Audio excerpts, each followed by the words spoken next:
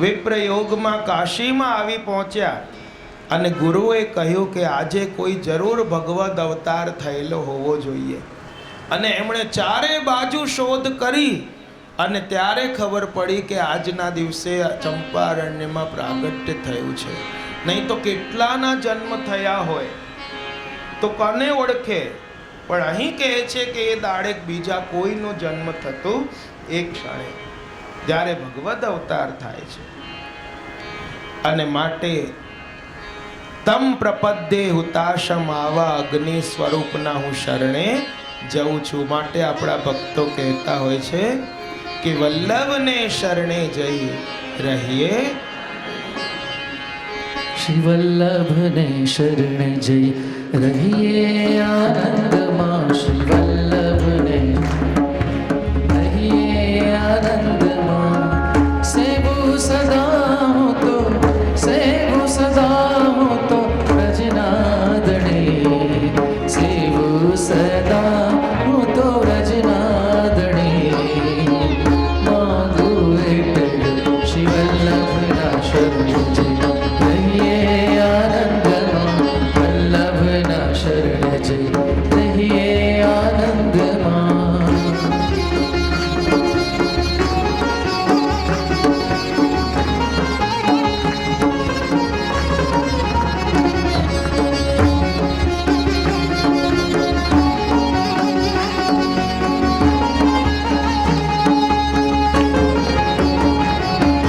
વૈષ્ણવનો સંગ થાય તન મનના દોષ જાય. વૈષ્ણવનો સંગ થાય તન મનના દોષ જાય. મિથ્યા પ્રપંચ મારા જાય ટળે. મિથ્યા પ્રપંચ મારા જાય ટળે. મારું એટલું શ્રી વલ્લભના શરણે જઈ રહીએ આનંદમાં. વલ્લભને શરણે જઈ રહીએ આનંદમાં.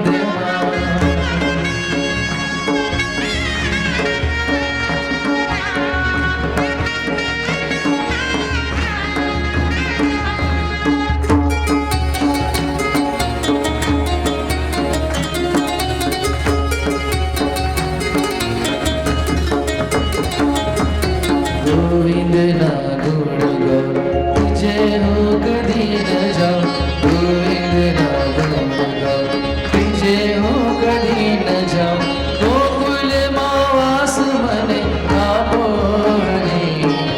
ગોકુલમાં વાસ મને આપો હરે. માંગુ એટલું શ્રી વલ્લભના શરણે. બધા થોડાક મોટેથી બોલો ને જરા. સેવું સદા હું તો, સેવું સદા હું તો વ્રજનાદણે. સેવું સદા હું તો વ્રજનાદણે. મારું એટલું શ્રી વલ્લભના રહીએ આનંદમાં.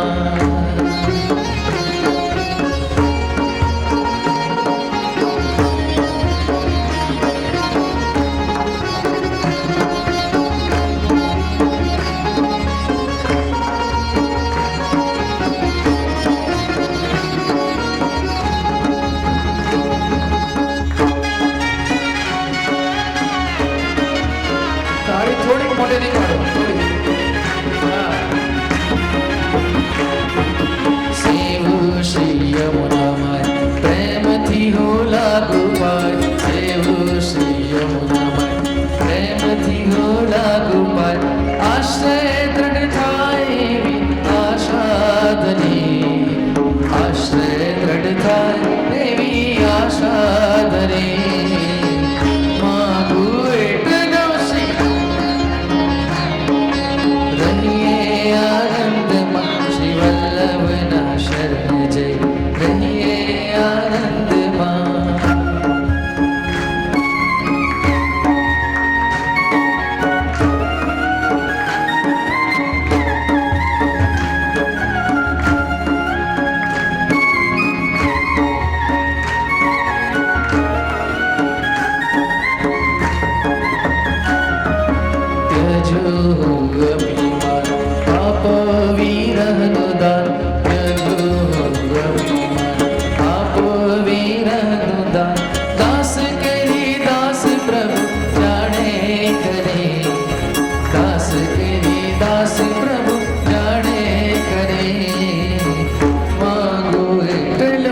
વલ્લભના શરણે રહીએ આનંદમાં શ્રી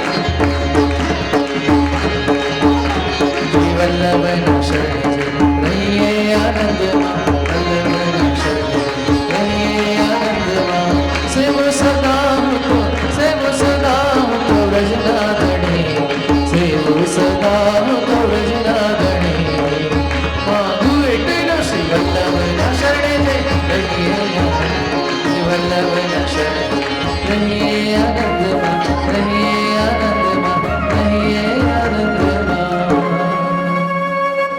શ્રી વલ્લભના શરણે જઈ રહીએ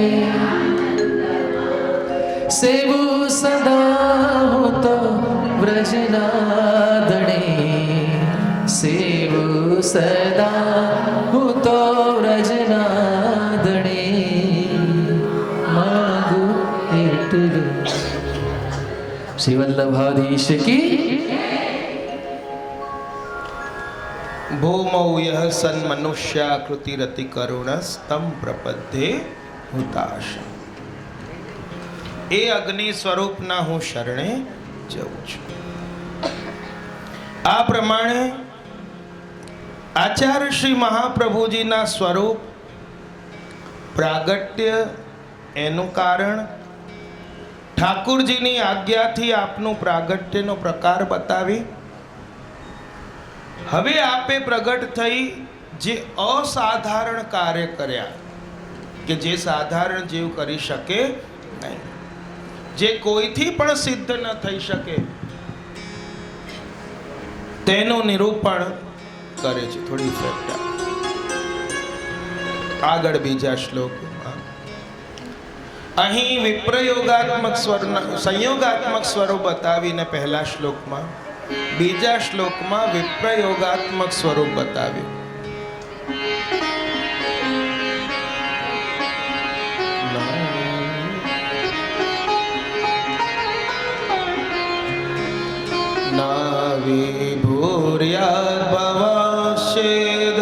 भवाशेदधिधरणितलं भूतनाथोदितासन मार्गदान्तान्दतुल्या निगमपथगतौ देवसर्गेऽपि जाता घोषाधीशं तदिमे कथमपि मनुजाः प्राप्नुयुर्नैव देवी सृष्टिर्व्यथा च भूया निजफलरहिता देव वैश्वानरेशा देव वैश्वानरेशा देव वैश्वानरेशा. શ્રી વલ્લભા જય. અહીં દેવ કયા? હે દેવ કેવા છે? વૈશ્વાનર. ચેદ એટલે કે જો, ભવાન એટલે કે આપ, અધિધરણી તલમ આ ભૂતલ ઉપર, ન એટલે કે નહીં આવિર્ભૂયાદ જો પ્રગટ થયા ન હોત તો, નિગમ પથ ગતૌ એટલે કે વેદ માર્ગમાં ચાલવામાં, દેવ સર્ગઈ દેવ સર્ગમાં, અપી એટલે કે પણ, જાતા જન્મે, ઇમે એટલે કે આ, મનુજાહા મનુષ્ય, ભૂતનાથોદિતાસન માર્ગ દ્વાંતાંદ તુલ્યા. અહીં શિવજીને ભૂતનાથ કહ્યા. શિવજી દ્વારા પ્રચારિત અસન્માર્ગ રૂપ અંધકારથી અંધ થયેલા, કથમ અપી એટલે કે કોઈ પ્રકારથી, ઘોષાધીશમ વ્રજના અધિપતિને નૈવ એટલે કે નહીં જ, પ્રાપ્નુયુહુ પ્રાપ્ત કરી શક્યા હોત. નિજ ફલ રહિતા પોતાના ફલથી રહિત, એશા એટલે કે આ, સૃષ્ટિ વ્યથા છે અર્થ વગરની થઈ જાય, ભૂયાત એટલે કે થઈ જતી. હે દેવ, હે અગ્નિ સ્વરૂપ, જો આપ આ ભૂતલ ઉપર પ્રગટ ન થાત, પહેલા શ્લોકમાં શું બતાવ્યું કે ભગવદ આજ્ઞાથી એ રાસલીલાનું સ્વરૂપ ધારણ કરીને આપ જેના અંગ અંગમાં રસલીલા ભરેલી છે એવું સ્વરૂપ મહાપ્રભુજી રૂપે ભૂતલ ઉપર પધાર. હવે બીજા શ્લોકમાં કહે છે કે યદિ જો આપ પધાર્યા ન હોત તો શું થતું?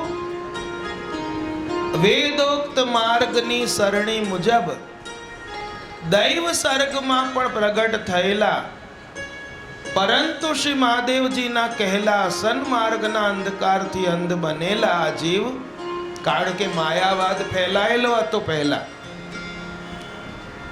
નંદ નંદન કૃષ્ણને કોઈ પણ પ્રકારે પ્રાપ્ત કરી શક્યા ન હોય.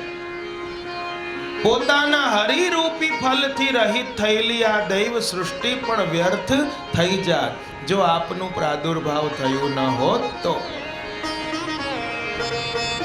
ગુસાઈજી અહીં કહે છે કે જો આચાર્ય ચરણ પૃથ્વી ઉપર ન પધાર્યા હોત તો આ બે પ્રકારની દૈવી સૃષ્ટિ મર્યાદા રૂપ અને પુષ્ટિ રૂપે વ્યર્થ થઈ ગઈ હોત.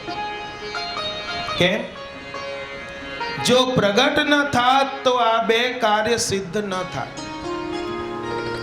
પુષ્ટિ માર્ગના સાધન અને ફલનું જીવને જ્ઞાન થતું નહીં. મહાપ્રભુજીએ બતાવ્યું કે પુષ્ટિ માર્ગનું સાધન શું અને ફલ શું. આપણામાં તો સાધન પણ ઠાકોરજી છે અને ફલ પણ ઠાકોરજી છે. બાકી ક્યાંય આપણને સાધના કરવાનું કીધું જ નથી કે આટલા જાપ કરો, આટલા તપ કરો, આટલા યજ્ઞ કરો તો ભગવાન મળશે. અહીં પ્રશ્ન થાય કે મર્યાદા માર્ગ તો વેદમાં કયો છે, એના સાધનો પણ વેદમાં કયા છે, તો વેદના સાધન તો બધા કરશે, એનાથી મુક્તિ થઈ જશે એમની.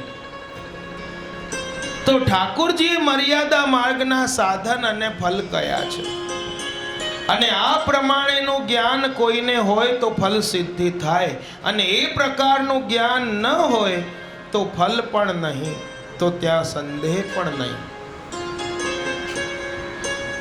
હવે આ સંદેહ થયું પાછું કે અન્યને કેમ નહીં?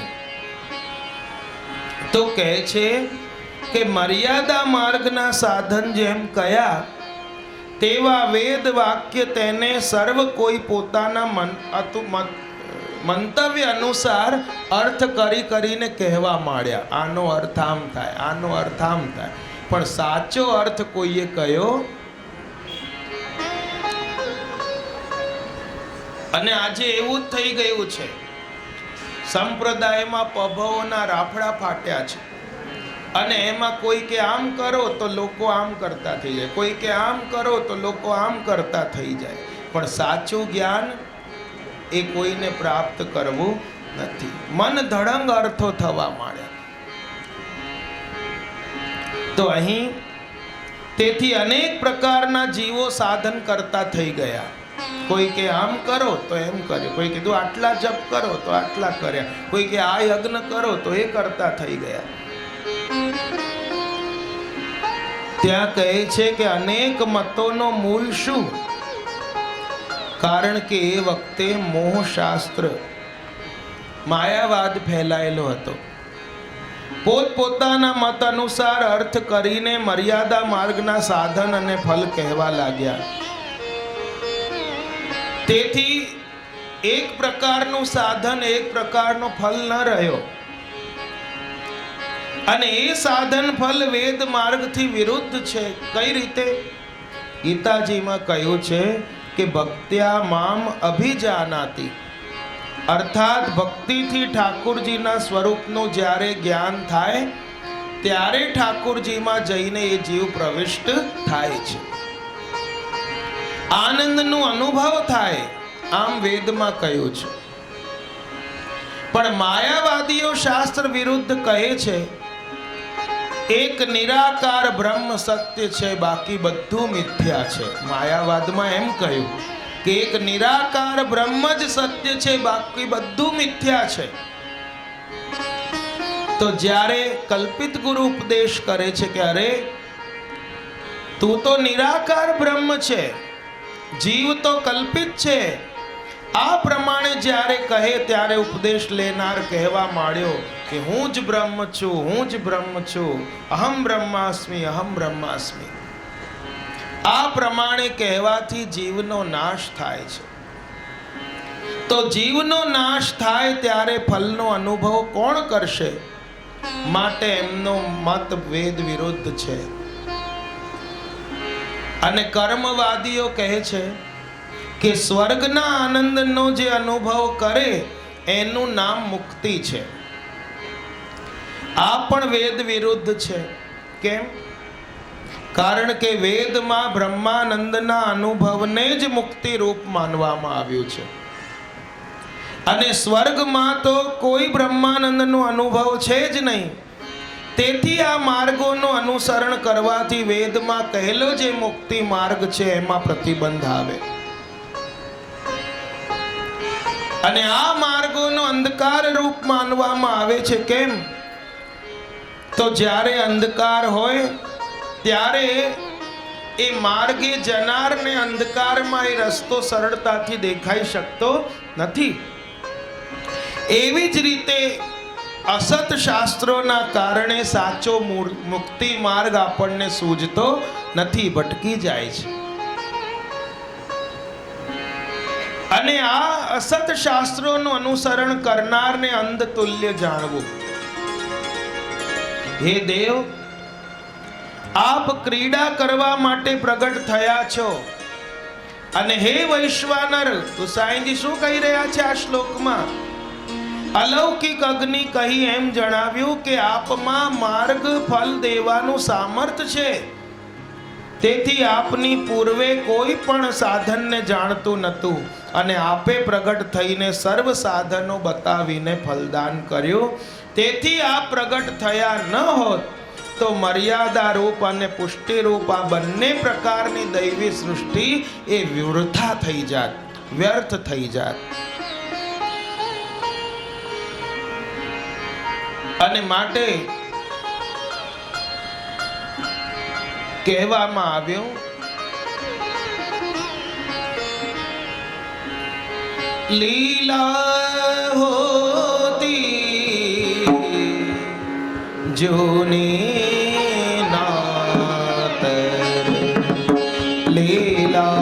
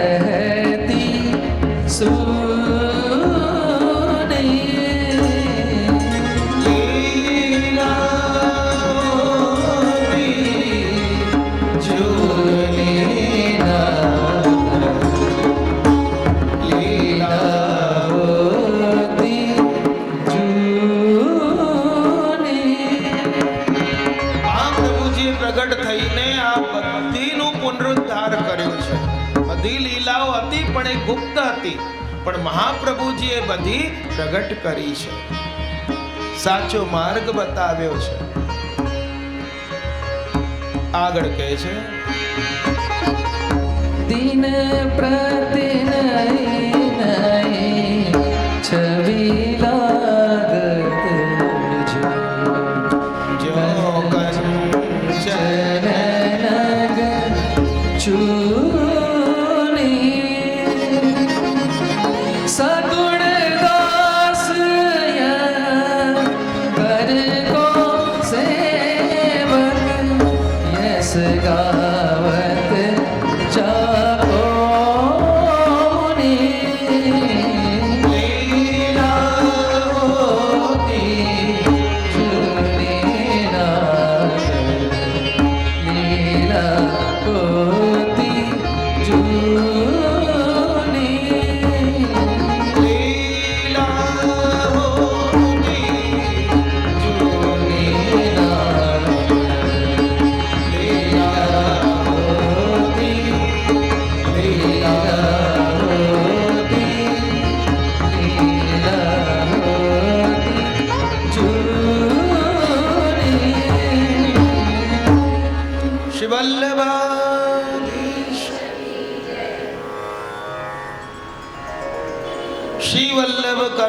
करी कली में लियो अवतार, महापतित उद्धार के कीनो यश विस्तार। 13મા શિક્ષાપત્ર માં હરિરાય ચરણ આજ્ઞા કરે છે, કાલહ કરાલહ समुपागयम मतिम सताम द्राग हरत समस्ताम श्री वल्लभाचार्य समाश्रिता नाम यह काल कालह शरणस एवच। शो आज्ञा करे छे हरिरायजी के आ महाकराल काल आव्यो छे, बधा सत्पुरुषोनी मतीने शीघ्र हरी ले छे, पण आचार्य चरण नो आश्रय करनार ने काળ રૂપી પ્રભુ જ શરણ છે। તેથી જે આચાર્ય ચરણના શરણે આવ્યા એમને કાળ પ્રતિબંધ કરી શકતો નથી। જેને કાળ કર્મ નવ બાધે રે, યમતે શિર ધનુષન સાધે રે, એવો માર્ગ શ્રી વલ્લભ વર્ણો રે, જहाँ પ્રવેશ નહીં વિધિ। પેલી માજીએ 8 વખત કાળને ફેરવી દીધો। અરે હમણાં આવ્યો તું પ્રબોધની આવી રહી છે, હવે આ ઉત્સવ આવશે, હવે આ ઉત્સવ આવશે, હવે આ ઉત્સવ આવશે। 8 વખત કાળને કીધું પછી આવજે, કાળ ઉપર વિજય પામે। માટે તો ગુસાઈનજી એને પ્રેમથી કહેતા આવો અષ્ટપદી કે 8 વખત જેણે કાળને ફેરવી દીધો। સપ્ત શ્લોકીમાં પણ કહ્યું, માયાવાદ કરીન્દ્ર દર્પ દલને ન્યાસેન્દુ રાજોદ્ગત, શ્રીમદ ભાગવતાખ્ય દુર્લભ સુધા વર્ષેણ વેદોક્તિભિઃ, રાધા વલ્લભ સેવયા તદુદિત પ્રેમણોપદેશૈરપી, શ્રીમદ વલ્લભ નામ ધેય સદુષો ભાવી ન ભૂતોસ્ત્યપી। વલ્લભ નામ પણ કોઈ, વલ્લભ નામની પણ કોઈ બરાબરી ન કરી શકે તો વલ્લભની શું બરાબરી કરી શકે?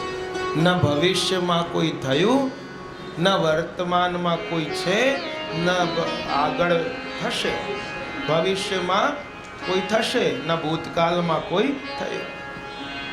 એમ સ્વયં જ્યારે ગુસાઈનજી જેવા ગુસાઈનજી કહી દેતા હોય, જગતમાં જેટલા જીવ છે એ બધા ચિદ અંશ રૂપથી ભગવદ અંશથી સમાન છે। એમાંથી કેટલાક પુરુષોત્તમની, કેટલાક અક્ષર બ્રહ્મની, કેટલાક સ્વર્ગાદિકની, કેટલાક અંધતમની પ્રાપ્તિ થાય કરે છે। તો શંકા થાય કે આમ ભેદ કેમ?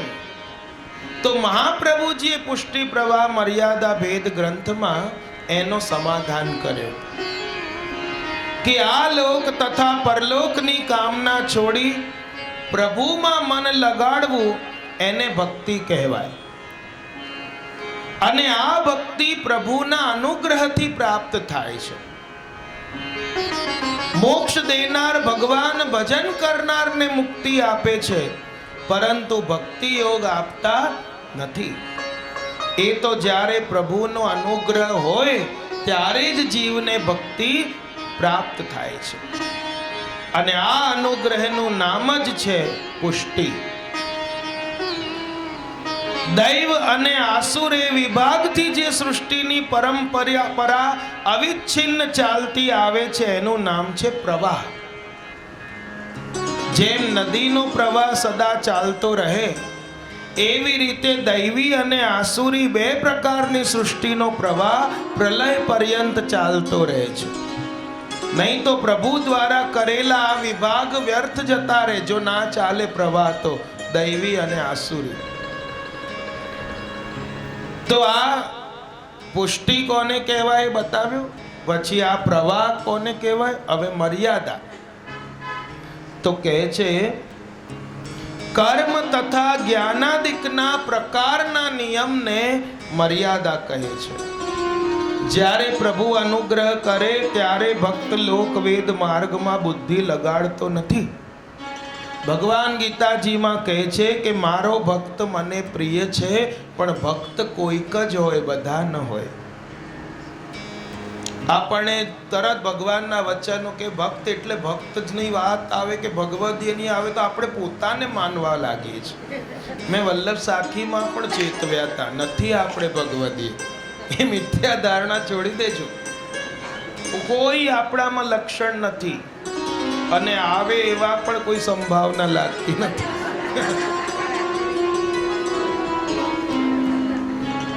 કારણ કે આપણું આચરણ એ આવા ભગવદ કાર્યક્રમોમાં દેખાઈ આવે, જ્યાં આપણે કોઈ વૈરાગ્યની વાતો કરીએ ને આપણી જગ્યા કોઈને ના આપી શકતા હોય, એ બીજું શું વૈરાગ્ય લાવે?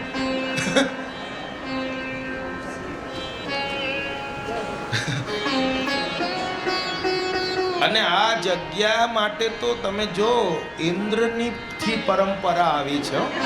જ્યારે લાગે મારી ખુરશી ડગમગવાની છે, મારી સત્તા હવે ડગમગશે, તો એ પેલો 99 યજ્ઞ થાય ત્યાં ઘોડો ચોરી જાય, અશ્વમેઘ કરવા જ ના દેશો. દરેકને આ રાજનીતિમાં પણ એવું કે ખુરશી ના ડગમગવી જોઈએ. તો આપણા ત્યાં પણ રાજનીતિઓથી ઓછા છે બધા. દરેક પોસ્ટમાં એક હોય. એ પોતાની સત્તા ખુરશી ના ડગવા દે. અને આ ગીતાજીના 12 અધ્યાયમાં કહ્યું છે કે અક્ષર બ્રહ્મના ઉપાસકને ક્લેશ અધિક છે અને પૂર્ણ પુરુષોત્તમના ઉપાસકનો ઉદ્ધાર પ્રભુ શીઘ્રથી શીઘ્ર કરે છે.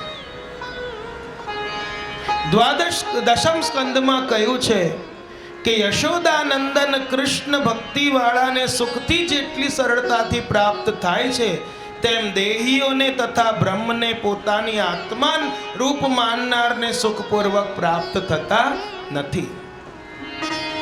માટે પણ પ્રવાહ અને મર્યાદા માર્ગ ભિન્ન છે. ભગવાનનો દ્વેષ કરવો જ જેમનો ધર્મ છે એ આસુરી જીવ, અને એમનો પ્રવેશ અંતે અંધતમમાં થાય છે.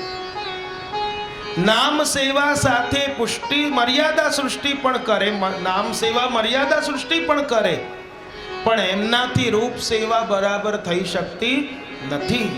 અને એ સેવા માટે પુષ્ટિ સૃષ્ટિનું પ્રાગટ્ય છે.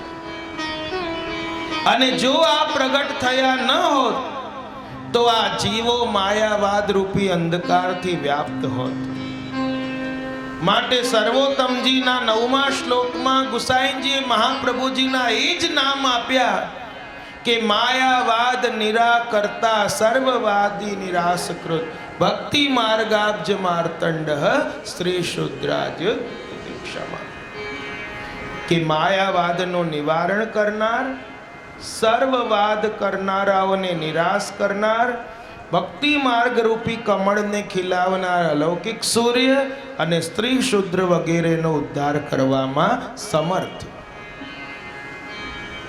5મા આખ્યાનમાં પણ કહ્યું ગુસાઈજી માટે કે માઈક મત જેણે ખંડ્યો, ભક્તિ માર્ગ જેણે બહુ પેરે મંડ્યો, ઉત્પથ જન સર્વે દંડ્યો, મૂરખ હેતુ કુશબ્દ વિતંડ્યો.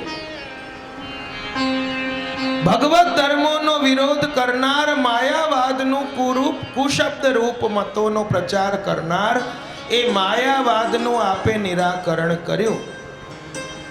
આપે વેદ બાહ્ય શાસ્ત્રોના કુશબ્દ રૂપ મતોનો પ્રચાર કરનાર, એ મૂર્ખ પંડિતોના વિતંડાવાદનું પણ એમની જ યુક્તિથી ખંડન કર્યું. વળી નિજજનોને પરમાનંદનું દાન કરવા માટે પુષ્ટિ ભક્તિ માર્ગનો મહાપ્રભુજીએ વિસ્તાર કર્યો. માટે તો વલ્લભ ભાવાષ્ટકમમાં કહ્યું છે, તરેયુઃ સંસારમ કથમ ગત પારમ સુરજનઃ કથમ ભાવાત્માનમ સરેયોશ્ચ સરસઃ કથમ વા માહાત્મ્યમ નિજરુદિનયોર્વ્રજ ભુવામ ભવેદાવિર્ભાવો યદિ ન ભુવિ વાગીશ ભવતઃ.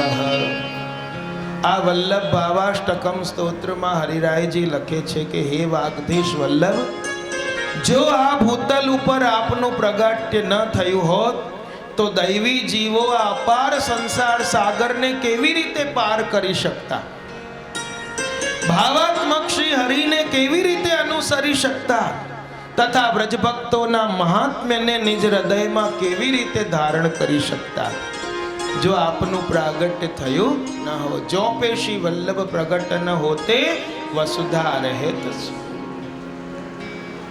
હવે આગળ શ્લોકમાં કહે છે કે જો આપનું પ્રાગટ્ય ભૂતલ ઉપર ન થયું હોત તો દૈવી જીવો બ્રહ્મવાદનું કેવી રીતે વર્ણન કરી શકત, બુદ્ધિમાન જીવો ભગવાનમાં સદબુદ્ધિ કેવી રીતે ધારણ કરી શકત અને માયાવાદીઓની કુબુદ્ધિને કેવી રીતે દૂર કરી શકતા.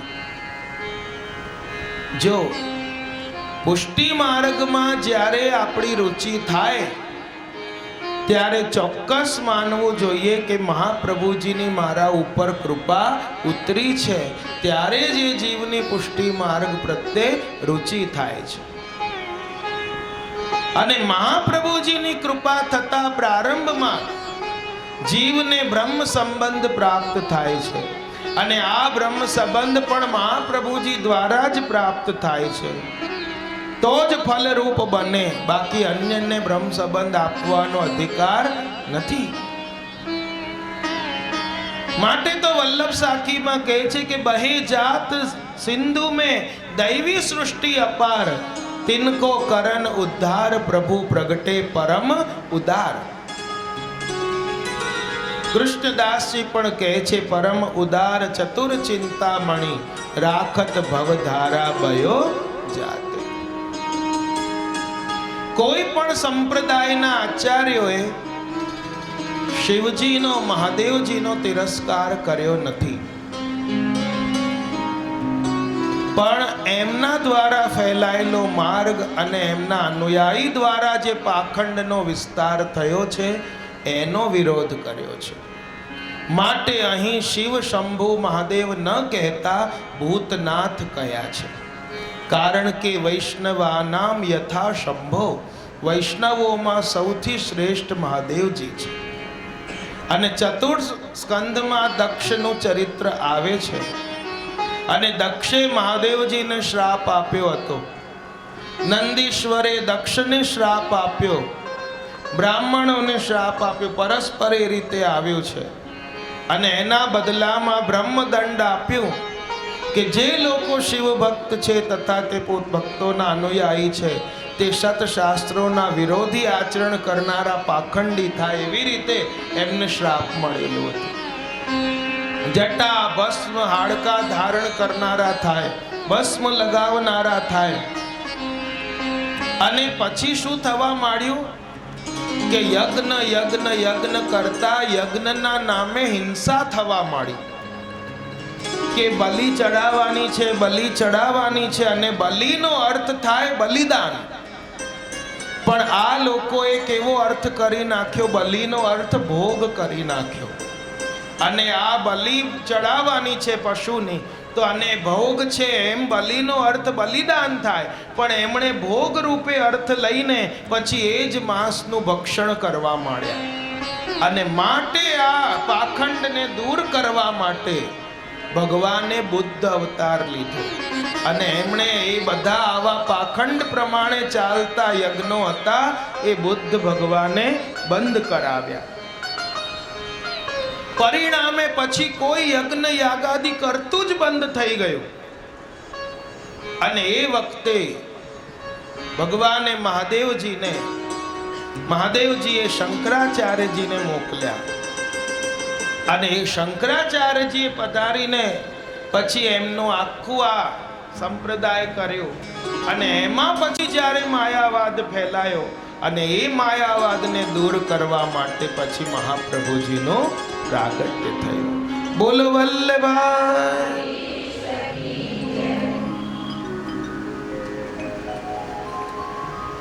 બસો 52ની વાર્તામાં દામોદર ઝાની વાર્તા આવે છે. લગભગ 127મી વાર્તા છે. અને એ વડનગરના બ્રાહ્મણ વૈષ્ણવો ને ટીલુઆ કહેતા, અને કહેતા કે વૈષ્ણવોને આ પુષ્ટિ માર્ગ વેદ મૂલક નથી.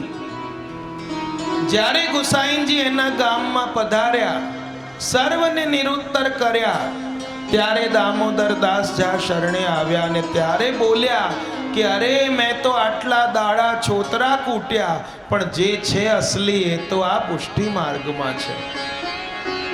પહેલા એ પુષ્ટિ માર્ગી જીવોની નિંદા કરતા, પણ ગુસાઈજીના વચનામૃત શ્રવણ કર્યા પછી એમણે કીધું મેં તો આ બીજે માર્ગમાં ભટકીને આટલા દાડા ખાલી છોતરા કૂટ્યા છે, પણ જે અસલી મને તત્વ મળ્યું એ તો આ પુષ્ટિ માર્ગમાં છે. અને હવે આગળ ત્રીજા શ્લોકમાં ગુસાઈજી વર્ણન કરે છે. નયન્યો વાગધીશાચ્યુતિ ગણવચસા ભાવમાજ્ઞાતુમિષ્ટે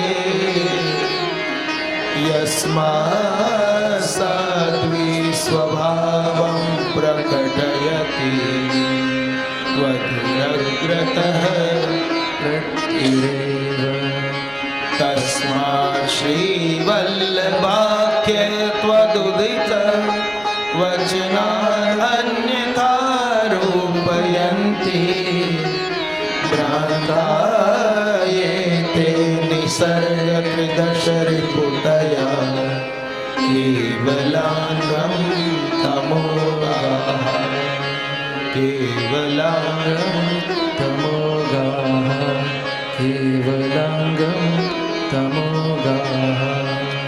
બોલો શ્રી વલ્લભાધીશ કી જય. ગુસાઈજી પરમ દયાલ કી જય. ગોકુલનાથ કી જય. પહેલામાં સંયોગાત્મક સ્વરૂપ બતાવ્યો, બીજા શ્લોકમાં વિપ્રયોગાત્મક સ્વરૂપ બતાવ્યો, અને હવે એક એક જે ઠાકોરજીના ધર્મ છે ઐશ્વર્ય વીર્ય વગેરે, તો આમાં ઐશ્વર્ય ગુણ બતાવ્યો આ ત્રીજા શ્લોકમાં. વાગધીશાદ એટલે કે વાણીના અધીશથી, અન્ય એટલે કે બીજા, શ્રુતિગણ વચસામ શ્રુતિગણની વાણીના, ભાવમ એટલે કે ભાવને, આજ્ઞાતું સારી પ્રકારે જાણવામાં નહીં, ઇષ્ટે એટલે કે સમર્થ નથી,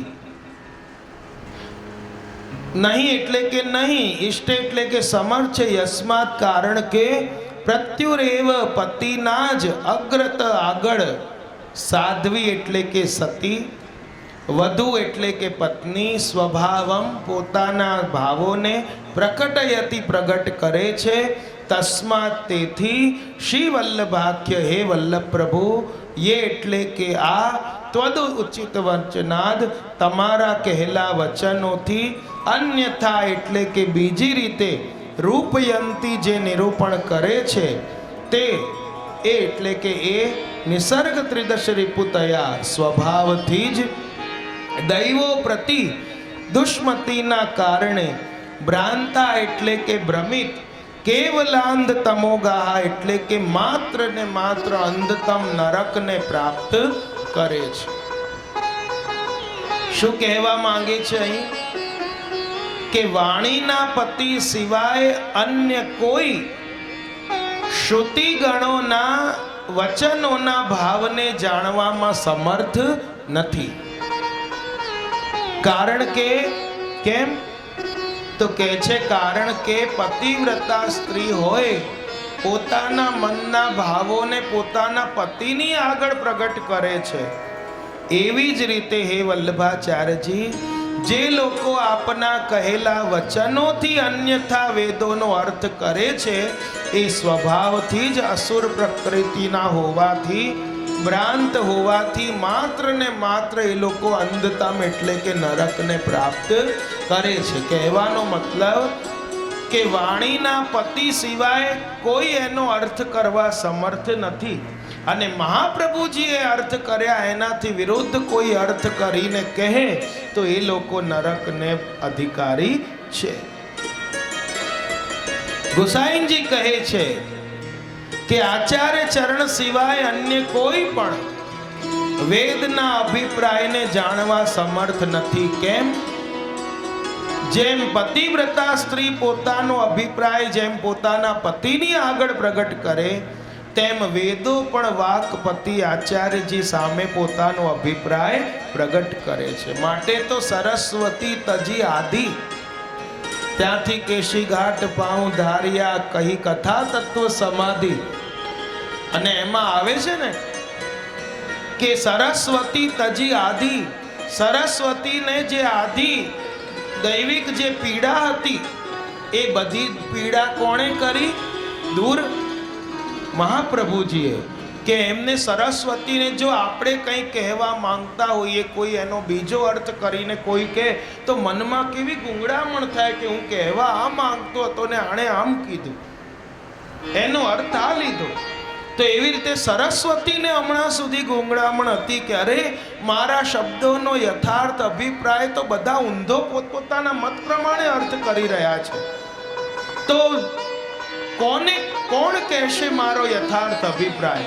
તો સરસ્વતીએ જે પોતાનો અસલી અભિપ્રાય હતો એ પોતાના પતિ એટલે કે વાકપતિ મહાપ્રભુજીને કહી દીધું, અને મહાપ્રભુજી એનો સુગમ અર્થ, સાચો અર્થ એ જગતમાં ફેલાવ્યો છે. તો હવે એક કારણ દૈવી સૃષ્ટિને સાર્થક કરવાનું છે. તો જુઓ,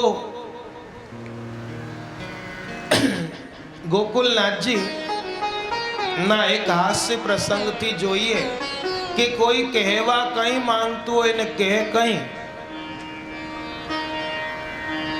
એક માણસ હતો, માંદો પડ્યો, એનો સસરો માંદો પડ્યો, અને સસરાને જોવા માટે જમાઈ તૈયાર થયા કે જ્યારે જવું તો પડશે, અને ક્યાંક ઉઠી જશે, આ તો પાછું સમાજની આ સાંભળવી પડશે કે પહોંચી ગયા તું જોવાય ના આવ્યો. પણ આ જમાઈ કેવો હતો? બહેરો હતો. એણે વિચાર્યું કે આપણે જઈને વાત કેવી રીતે શરૂ કરવાની, વળી શું હું પૂછીશ એનો જવાબ એ આપશે તો હું તો સાંભળીશ નહીં. પહેલેથી એણે ગોઠવણ કરીને અને એવી રીતે તૈયારી કરીને ગયો કે પહેલા હું જઈશ ત્યારે પૂછીશ કે હવે કંઈ તમને મટ્યું? ત્યારે સસરા કહેશે કે હા હવે જરા જરા મટે છે, હવે સારું છે, બહુ. ત્યારે હું કહીશ બહુ સારું, બહુ સારું, બહુ સારું. પછી બીજો પ્રશ્ન પૂછીશ કે હવે તમને કંઈ પચે છે ખરું? અને એ જે ખાતા હશે એ કહેશે કે હા કાંજી વડા જેવું કે પોચું પોચું કંઈ ખાઉં છું, એ હવે સારું છે એનાથી. ત્યારે હું કહીશ હા બહુ સારું, એ ખોરાક બહુ સારો છે, પોચો છે, એનું સેવન કરજો. પછી પૂછીશ કે તમે વૈદ્ય દવા કંઈ કરો છો કે નહીં? ત્યારે એ જે વૈદ્યની દવા કરતા હશે એનું નામ લેશે. ત્યારે હું કહીશ બહુ સારું, બહુ સારું, એ જ વૈદ્યની દવા લેજો, એના હાથમાં યશ છે, તમારું કલ્યાણ થશે. હવે આવી યુક્તિ કરીને અને જમાઈ ચાલ્યા સસરાને ત્યાં. હવે એના કોઈ બચવાની આશા હતી નહીં. ઊંધા શ્વાસો લઈ રહ્યો હતો કરીને. હવે અંત સમયે જમાઈ જમનું સ્વરૂપ કહેવાય, ખબર છે? માટે અંત સમયે પૌત્રાદિ કોઈ હોય ને તો એ સીધા ઉર્ધ્વ ગતિ આપણી કરાવે. માટે પૌત્રાદિનું અંત સમય બહુ શુભ ગણાય, અને જમાઈ જમનો સ્વરૂપ કહેવાય. તો જુઓ, હવે આ જમાઈ આવ્યા, સસરાને કંઈ બચવાની આશા હતી નહીં, અને સસરાના માથા પાસે બેસી ગયા, તકિયા પાસે. આ બહેરા શું બોલશે કંઈ સાંભળવાની આશા હતી નહીં. અને જમાઈએ પહેલો પ્રશ્ન જે તૈયાર કરીને આવ્યા હતા, કંઈ મટે છે તમને? સસરાએ કહ્યું કે હવે મટવાનું શું, હવે તો સ્મશાનમાં જ મટવાનું છે. હવે પેલાએ લાગ્યું બહુ સારું, બહુ સારું, એમ જ મટશે. અને આ સાંભળતાની સાથે બધા સ્તબ્ધ થઈ ગયા. પરિવારજનો હતા, શું બોલે છે?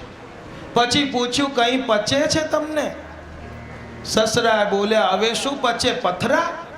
પેલાએ કહ્યું બહુ પોચા છે, એને જ લેજો, એ જ તમને સારા રહેશે. કારણ કે પ્લાનિંગ કરીને આવ્યો તો એ કહેશે કે હું પોચું કંઈ આ કાનજી વડા કે હા કે લઉં છું તો હું કંઈ બહુ પોચું છે, સારું છે. એનાથી શક્તિ આવશે. આ બહેરા જમાઈની વાત સાંભળીને બધા સ્તબ્ધ થઈ ગયા કે આ ગાંડા થયા છે કે શું થયા છે. પણ એમની અમાન્ય રાખી કે ભાઈ જમાઈ રાજા છે.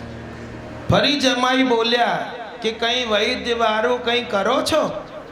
અને સસરાએ ધીમેથી કહ્યું કે અરે જમાઈ રાજા, ઓ કુમાર, આ વૈદ્ય રાજ તો હવે યમરાજા જ છે.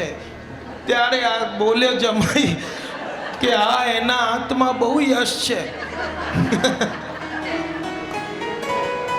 એનાથી જ તમારે ઠીક થશે. અને આ સાંભળીને બધાએ આશ્ચર્ય કર્યું. પછી ખબર પડી કે આપણા જમાઈ રાજા તો જેમ એક જગ્યાએ પેલા તોતડા ગયા હતા, ખબર છે ને જમાઈ રાજા? આ બહેરા છે એક જગ્યાએ એવી રીતે તોતડા હતા. તો પાછળથી ખબર પડી કે પેલા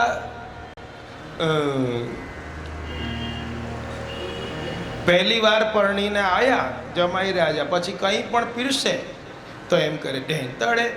પછી બીજું કંઈ મૂકવા ભાત લાવે કે ધેન તળે, પછી લાડવા લાવે કે ધેન તળે. હવે બધાને લાગ્યું, દીકરીને અંદર લઈ જઈને પૂછ્યું કે આ વારે વારે ઢેંટળે શું કરે? ત્યારે કહ્યું બા પપ્પા, આ તો તમારા જમાઈ છે ને બહેરા પેલા તોતડા છે, એ એમ કે બહુ ખાવું તો ઘેન ચડે. હવે તોતડા હતા એટલે કે ઢેંટળે. પેલા ભાત લાવે તો કે ઢેંટળ.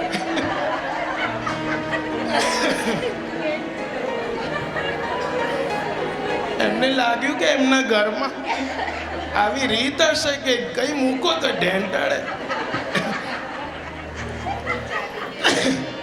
કહેવાનો મતલબ આ જ છે કે કહેવાનું કંઈ જુદું હતું અને લોકો સમજ્યા જુદું.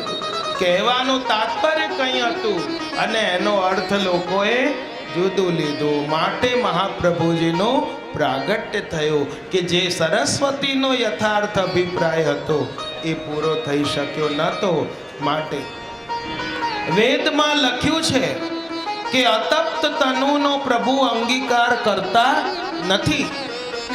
આ વાક્યને કોઈ મતવાળાઓએ શું લીધું કે તપ્ત મુદ્રા કરીને એનો અર્થ બેસાડ્યો. તો કોઈએ ડામ આપ્યા પોતાના શરીરમાં, મુદ્રાઓ અંકિત કરાઈ, બીબાઓ પડાયા કે વેદમાં કહ્યું છે કે અતપ્ત મુદ્રાનો તો શરીરનો ઠાકુરજી સ્વીકાર કરતા નથી. તો કોઈએ તપસ્યા અર્થ લીધું કે તપસ્યા કર્યા વગર ઠાકુરજી અમને અંગીકાર નહીં કરે. પણ મહાપ્રભુજી એનો અર્થ બતાવ્યો કે અતપ્ત તનુ એટલે વિરહાગ્નિમાં જે શરીર તપ્યું નથી એવાને ઠાકુરજી અંગીકાર કરતા નથી. અતપ્તનો આ અર્થ હતો કે ઠાકુરજી પ્રત્યેનો વિરહ હોવો જોઈએ, તો એવાને ઠાકુરજી પ્રાદુર્ભાવ થાય અંદર. અને વિરહનો ફલ એ સ્વયં પછી ઠાકુરજી જ છે.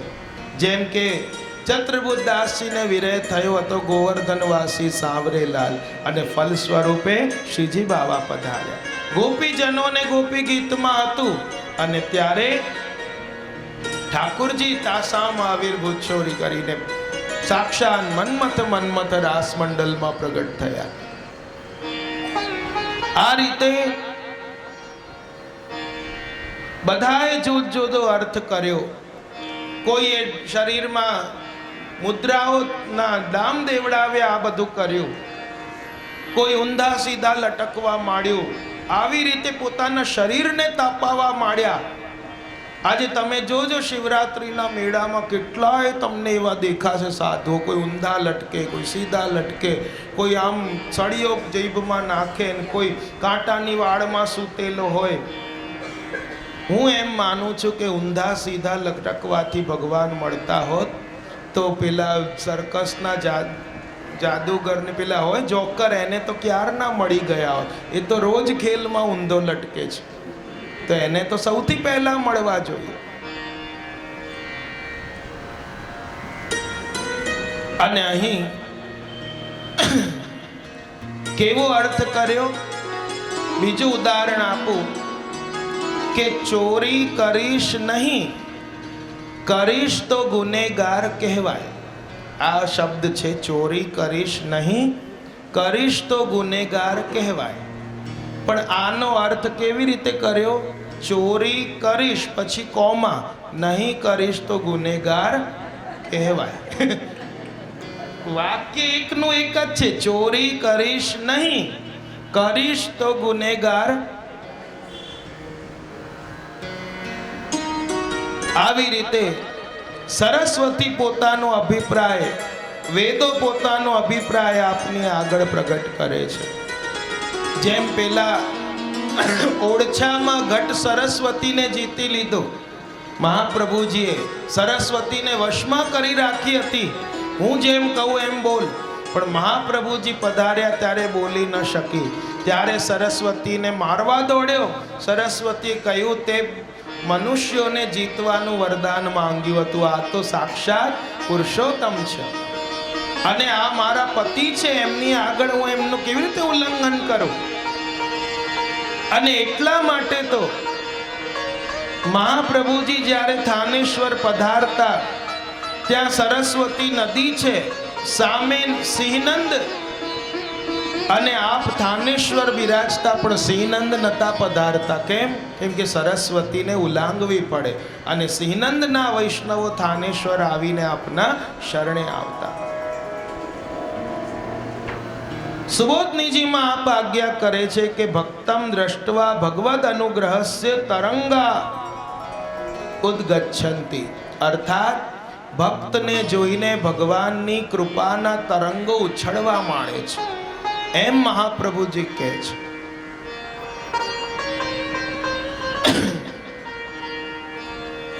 દામોદરદાસજી વિનંતી કરી, કૃપાનાથ આપ સિંહ દેશ પધારો, ઘણા દૈવી જીવો છે.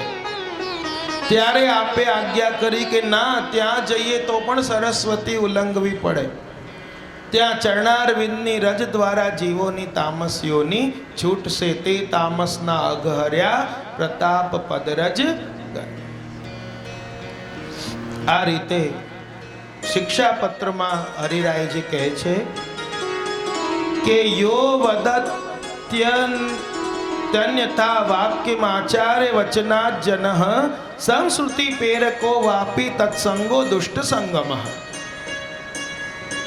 કે જે જન આપશ્રીના વચનથી અન્યથા વાક્ય કહે અથવા અહંતા મમતાત્મક સંસારમાં આસક્તિ કરવાની પ્રેરણા કરે, તો એવાનો સંગ એ દુષ્ટ સંગ જાણવો જોઈએ, કે જે આપણને ઠાકોરજીથી વલ્લભથી બહિર્મુખ કરી નાખે, જે આપણને સંસારમાં આસક્ત કરે અને મહાપ્રભુજીના વચનોથી અન્ય અર્થ કાઢીને કહે, તો એનો સંગ દુષ્ટ સંગ જાણવો જોઈએ. એમ ત્રીજા શિક્ષાપત્રમાં હરિરાયજી લખે છે. અને માટે જ આપણા ભક્તો ગાય છે,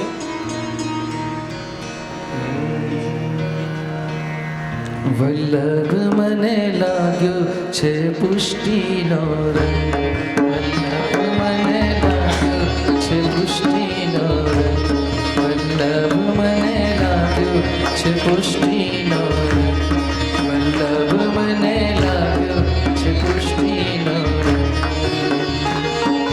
પુષ્ટિ માર્ગનું સ્થાપન કરીને વાલે કીધા છે પાંચ પાંચ પુષ્ટિ માર્ગનું સ્થાપન કરીને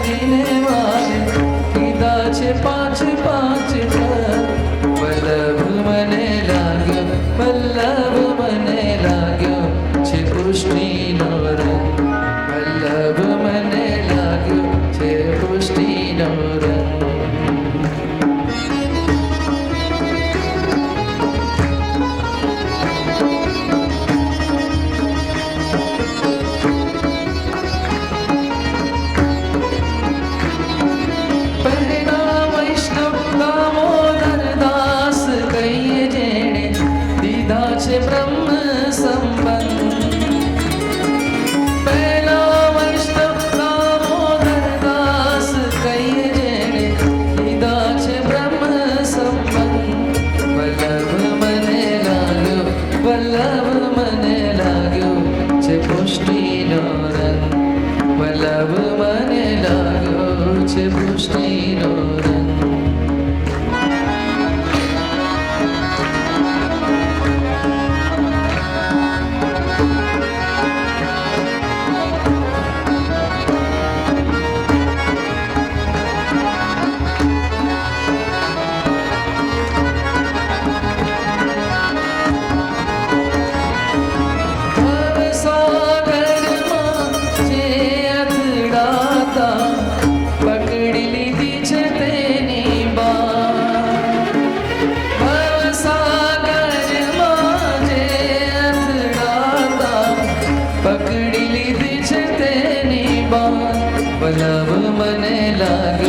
વલ્લભ મને લાગ્યો છે પુષ્ટિનો રંગ વલ્લભ મને લાગ્યો છે પુષ્ટિનો રંગ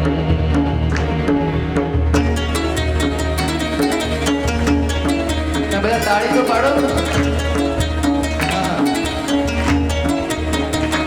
થોડીક મોટેથી જય હો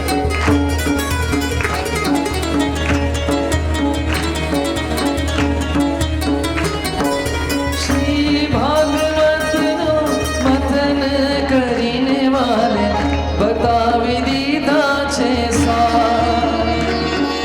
શ્રી ભાગવતનું મથન કરીને વાલે બતાવી દીધા છે વલ્લભ મને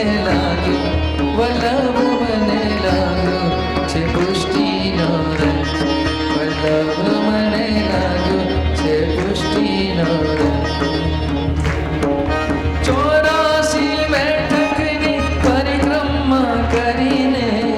સ્વરૂપ સેવા પધરાવી શિવલ્લભ સ્વરૂપ સેવા પધરાવી વલ્લભ મને લાગ્યો પુષ્ટિનો રંગ